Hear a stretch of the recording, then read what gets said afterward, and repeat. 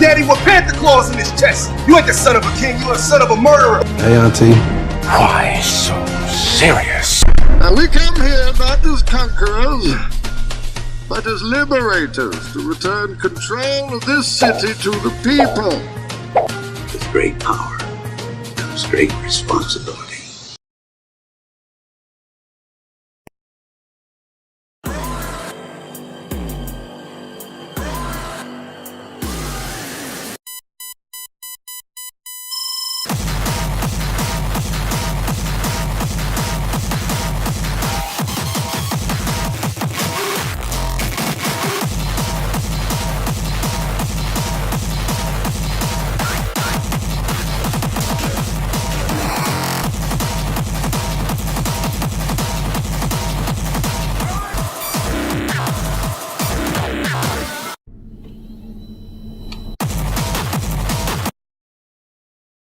All right, what's up, everybody? Off the Top Podcast.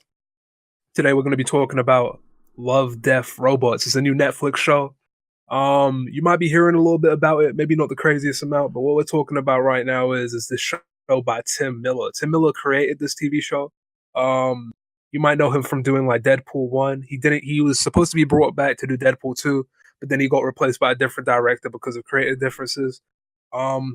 Yeah, I think he's also involved in the Sonic the Hedgehog movie, but we won't talk about that.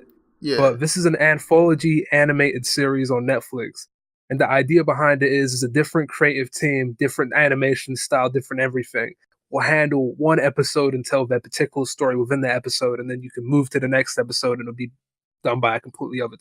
And I believe the mission statement of this series is supposed to be to present an alternative to animation as we know it. And to tell people that 3D animation or just animation in the West in general does not need to be what we thought it was. You see what I'm saying? It doesn't need to be a Pixar. It doesn't need to even be for children. It can be for anybody. Something I feel like anime fans are used to. So, yeah. People underestimate how good the West is at animating things because we mostly do stylized animation with like shit that's very minimal. Like, so we don't really go too detailed like anime does, and people underestimate how good the West is as far as animation. Especially 3D animation. It seems like only like two free companies are making all of the animated movies that get to Fizz. You know what I mean? It's all just Disney. It's all just like Blue Sky and like Pixar. But I definitely think this is a better interpretation, a better representation of what the West can do as far as animating wise. I mean, we do got movies like you said, you mentioned the Disney films, but that's all people really see. I mean, there was this. There are other companies like the people that did like DreamWorks. They do some good shit from time to time, but Leica is amazing too. You know, Leica, the stop motion studio that does like what do they do? Kubo and the Two Strings. Okay. Yeah, those are pretty good. But yeah, like because a lot of people think of Family Guy, Simpsons, South Park, that very minimalist style. They don't really see this detailed, complex shit or this adult shit. Because over here in the West, animated, I don't think it's even just animation style. Yeah, animation style is a big thing. You know what I mean? But like, it's also just the type of stories you can tell with animation. You know what I mean? Like, these are like mature stories. But like you mentioned, Family Guy. Family Guy is like, haha, I made a fat joke. Like, haha, I fought it. Like, you know what I mean? That's what an adult cartoon is. Fuck, shit, damn it, rape. You know what I'm saying? That's that thing. Yeah. You know what I mean? Yeah. And this isn't that. You know what I mean? Like, maybe some of them might be that, but the humor changes, the type of stories they try and tell, and the themes that they cover, completely different each episode. Yeah, I mean, I saw the first couple episodes. I'm not really a huge fan of anthology series. There are several. I mean, there are a couple that I watch. I did watch the Batman one. I did watch what's that? Animatrix. What's that done by American Studio? I think that there was Japanese studios involved. Japanese, I believe. okay. Yeah. I mean, I think it was in a mix. Yeah, I think like there was one by Studio 4C, which is like a Japanese animation studio, but they work with the West a ton. But yeah, that was definitely a mix.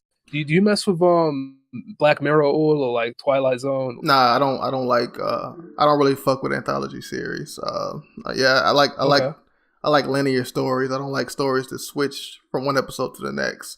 The closest I get to that is like watching maybe a sitcom, because they do have they do have like a story per episode, but it's a continuous story in the background. Yeah. You know, certain sitcoms. And so revolving door of like writers and stuff. yeah, so I mean, I'm not really a huge fan of anthology series because, like I said, I like a story to go on throughout the whole series. But I mean, this was pretty good. It's a credit to the right team. They're able to make these great stories with a short amount of time, like in 10 minutes or so. Hell yeah. Each episode's like what, like 15, 10 minutes? Like that's ridiculous. Yeah, around that range. Yeah. I want to hear you rank the episodes. Like let's go through basically like short synopsis of what the 3 episodes we watched are about, and just be like which ones you like the most. You know what I mean? Let me see. The one I like the most. I would say the first one out of the 3 or the 4 we watched. I didn't see the rest of the 4th one. That was getting pretty good as well. But as far as the ones I've seen in its entirety, I would say the first one was the best one. Right. The third one was kind of weird. The first one was about it's like kaiju fighting. Like they would fight. They would put their minds in these beasts and they would fight.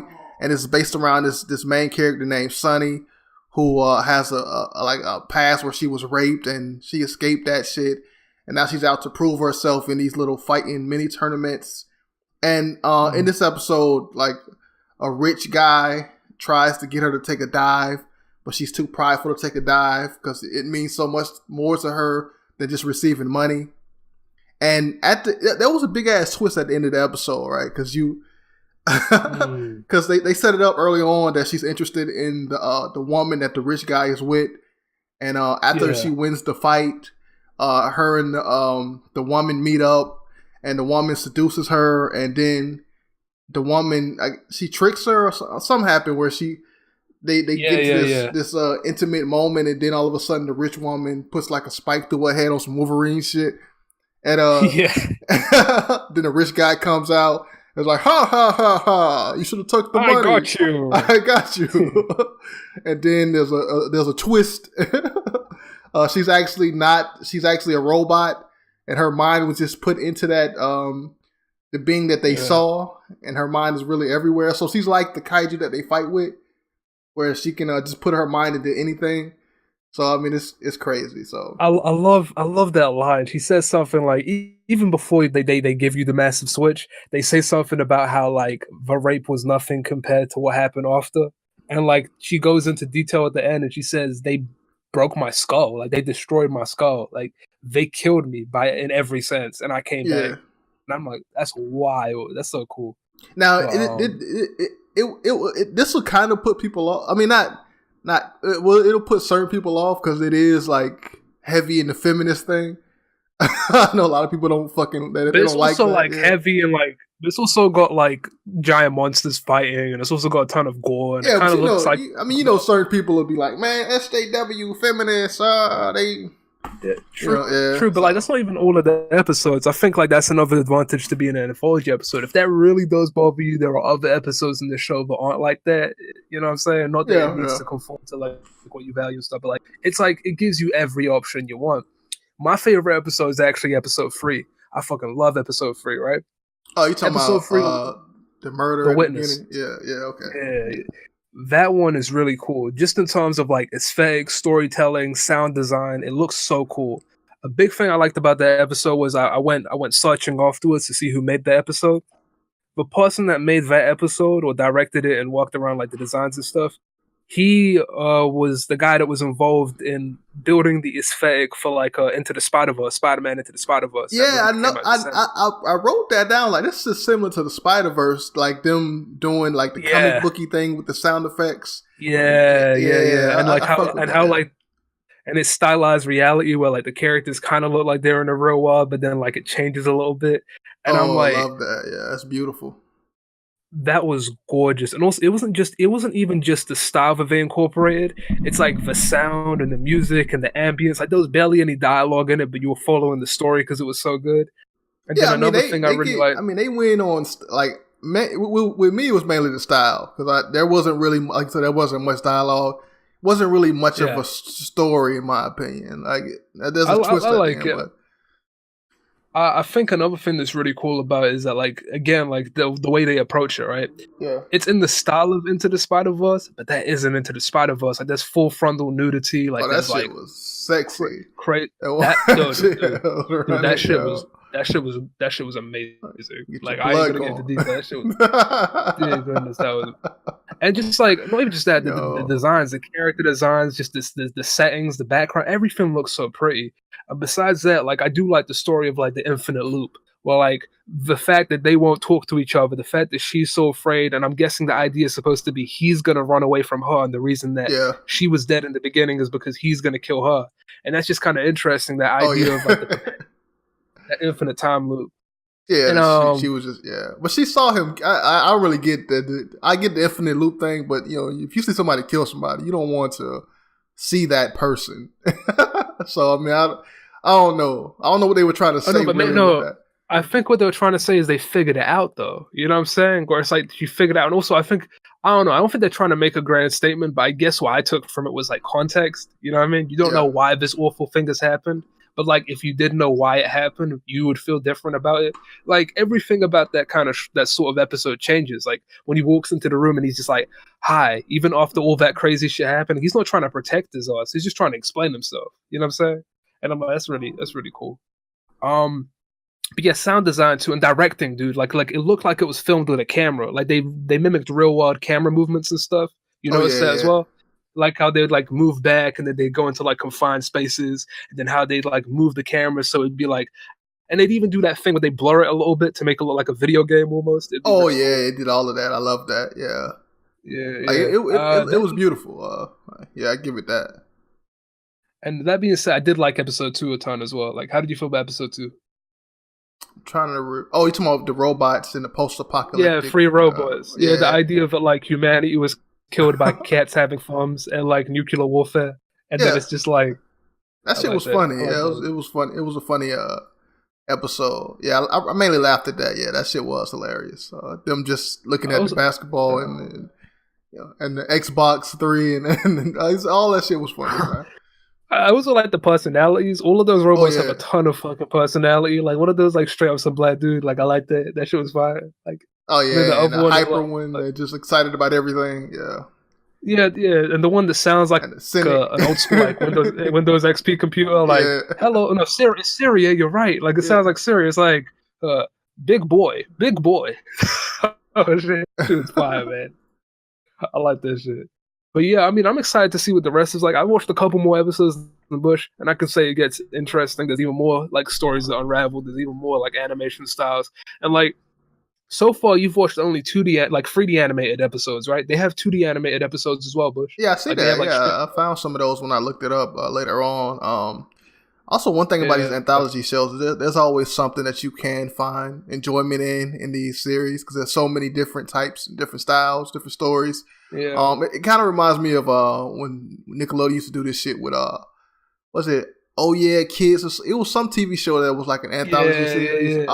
Kids, and they did that with and Cartoon Network did that too, right? With cartoons, and they had the pilots in there, and they had the pilots and whatever, and I guess whatever pilot became popular, they would make that into an actual show, and you kind of want that to happen with these, some of these should become actual shows because they're super good.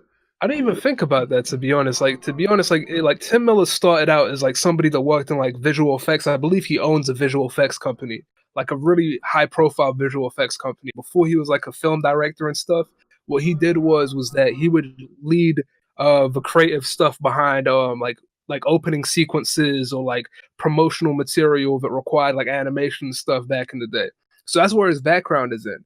And like this thing feels like a large form portfolio for like Western animation studios with more money than whatever studios handled this project to hire this talent. You know what I mean? Like if they want movies that look different, these people are all possible options for people you can hire. Every one of them. You know what I mean? Yeah. I think that's really, really cool. I think this is because you gotta think about it, right? With a lot of video games now, I'm thinking that some of these studios are from video game companies. I'm looking at a trailer, and some of these animated films look like video game cutscenes. So I'm sure some of these companies do work for video game companies. That makes sense. Yeah, I mean, I know you should look this up later on, right? But I believe there's this really cool Arkham Origins like TV spot where like it shows Bruce Wayne aging over time after the death of his parents and him growing up to be like a gradually more angry, protected, resolved man, and it's directed by Tim Miller. And it's like I wouldn't be surprised if he knew people from like that sort of side where they do the animations for the video game things. Like remember Overwatch? Overwatch had those really cool animated shorts that look like a TV show and shit. Oh yeah, like, yeah. They still do those. I could easily imagine one of those studios that do like those like animated shorts, or even like legitimate. Like for example, the first episode you mentioned, Sunny something like that. That episode looked like a video game. That looked like a video game from beginning to end. And even the second episode, Free Robots, I could easily see that as like sort of like a team that would have done like Ratchet and Clank or something like that. Which is cool. Yeah. But I guess like them not limiting the age and stuff kind of changed it too. Like every episode, you'd see a fuck damn it or shit like show up, like just because they felt like it. You know what I mean? Yeah. I mean that's how just animators are. I mean when they get to experiment with shit, they they go crazy. Go crazy. Yeah. I mean, that's with the gratuitous scenes in the third shit, the Witness. Yeah. Like you see full on penis and shit and fucking fuzz. Like oh yeah. And you see full frontal nudity and stuff. Oh dude, I love that moment where they're like Zawara and she throws the mic down and then like this like you just see her start dancing. I'm like, this is so fucking cool. I love this shit. That shit was great, yeah.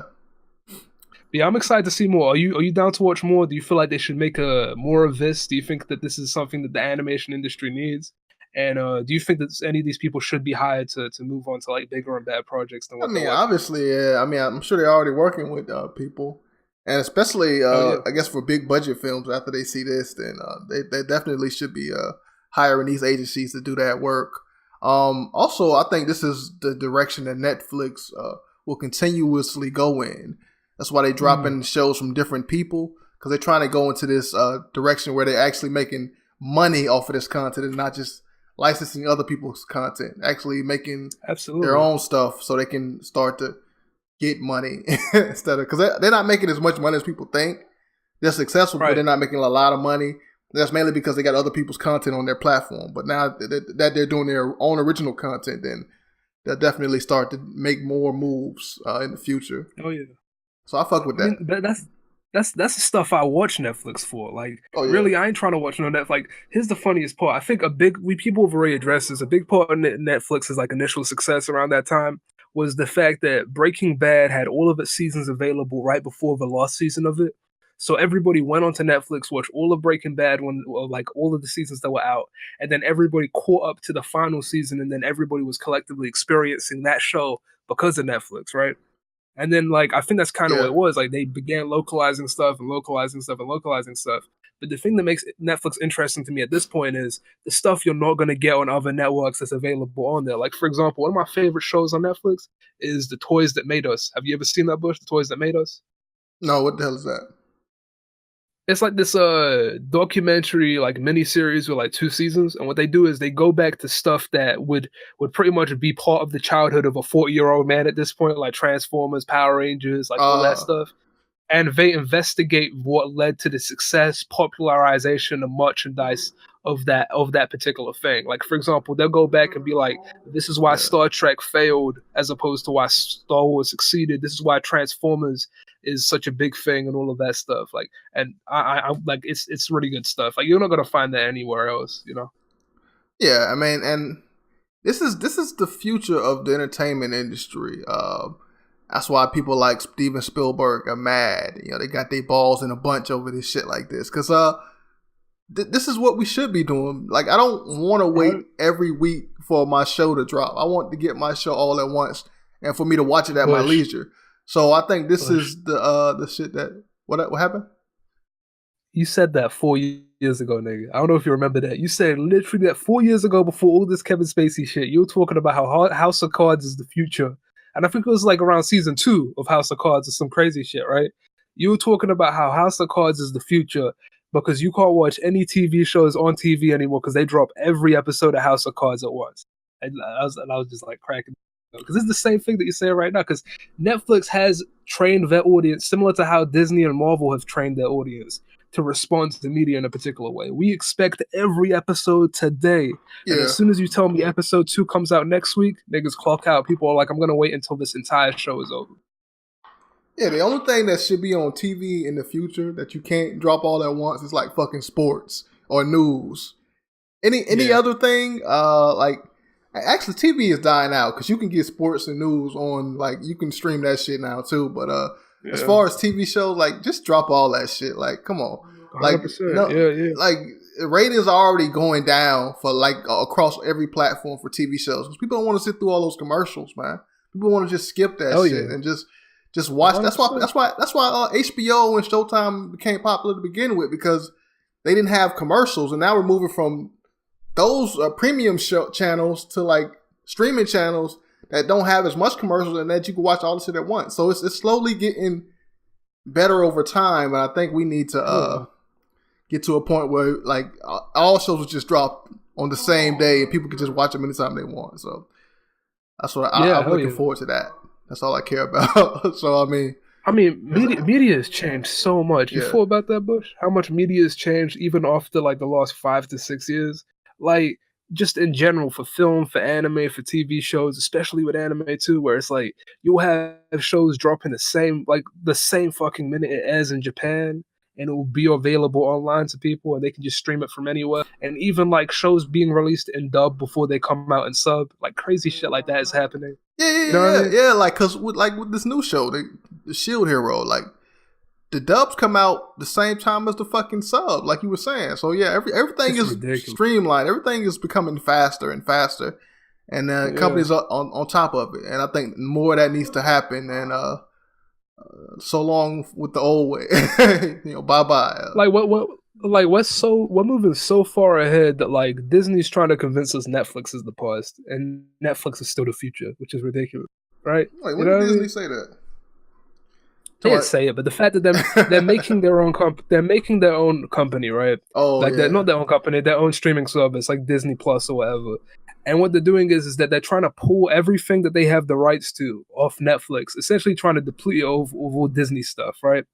And what they're doing is that I believe Netflix is behind the cancellation of all the like Marvel TV shows and stuff on Netflix, but like they don't have any shows on there. So all of Marvel's content is going to be on their thing. They have a Star Wars show that's got like $10 million behind it. They've got like all these Marvel TV shows they've confirmed. They're just kind of building a singular network for one company's content and kind of trying to make Netflix look like it's like the old version of what they're making.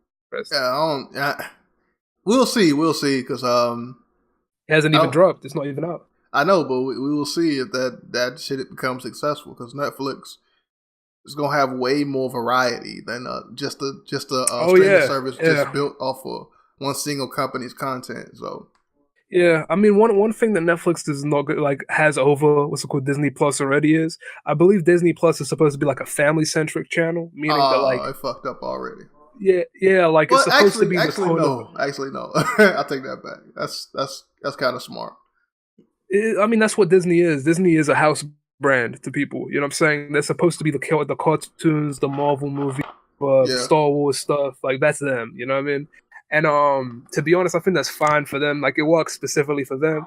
But like the weird, edgy, sort of like unexpected stuff is always going to be on Netflix. You know what I'm saying? Like the stuff like I mentioned, the Toys That Made Us, and like even this show. You know what I mean? Like this would never be on Disney shit. Yeah, I mean, it is what I feel like. That's a topic for a different day, but I don't like Disney doing that. I feel like Disney can do other shit by just taking away that stupid ass rating that they put on themselves. But I guess this gives them their own little niche area, so they don't have to compete with anybody else in this area. Like they doing what Nintendo is doing basically. So yeah. I mean, like Netflix's growth, I guess, was pretty organic. But like Disney's essentially like paying their way to get to a point where they, dominate the market because they just have that. Like they have the resources to do so.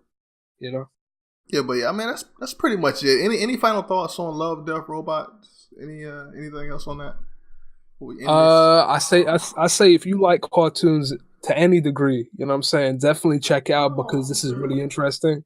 And honestly, like this combined with Into the Spider-Verse coming out in December is a big statement for animation in the West. I think people are going to listen. Things are going to change. We'll find some interesting projects because of this stuff happening. Yeah, I agree with that. The West has always been good at 3D, and it's interesting. It's good to see that the 2D side is coming along as well. As far as because like I said, a lot of people don't believe that the West can compete with Japan specifically as far as 2D animation. You know, Japan is the best at that, but the West does have good 2D animation. So that's Absolutely. pretty much it. Yeah, peace out. Peace out.